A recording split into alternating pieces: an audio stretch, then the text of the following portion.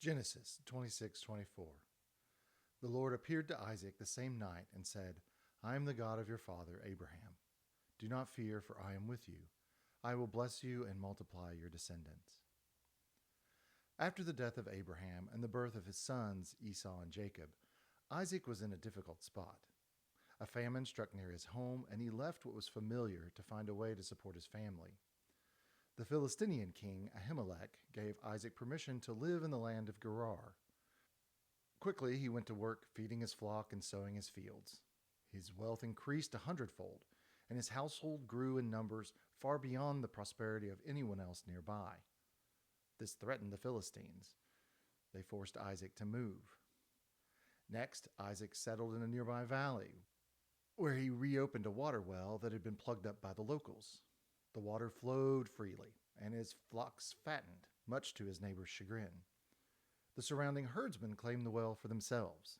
So he went elsewhere and dug another well. Jealous of his easily accessible and abundant water, his neighbors ran him out again. Genesis chapter 26 tells us that Isaac dug at least 4 successful wells, each in response to his forced relocation. Life had not been easy for Isaac. His world consistently challenged his vocation and finances. Even his twin sons were always in a struggle to outdo the other. In the same way, life is not easy for us. We get a step ahead, then we get knocked back a notch. We stand up and brush ourselves off just to face another trial or an obstacle ahead. We aren't provided the insight into Isaac's feelings through most of his struggles, but it isn't difficult to imagine how frustrating all the moving around must have been. What is clear?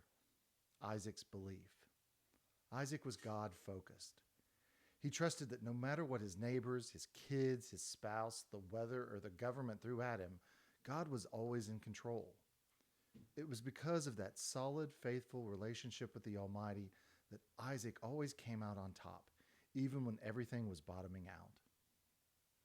In the end, Ahimelech relented and acknowledged that the Lord was with Isaac. Genesis 26:28. They vowed peace, and Ahimelech gave him his own city, Beersheba. Life isn't easy for anybody, but it's a whole bunch easier if we trust in God. Genesis 26:3. Sojourn in this land, and I will be with you and bless you.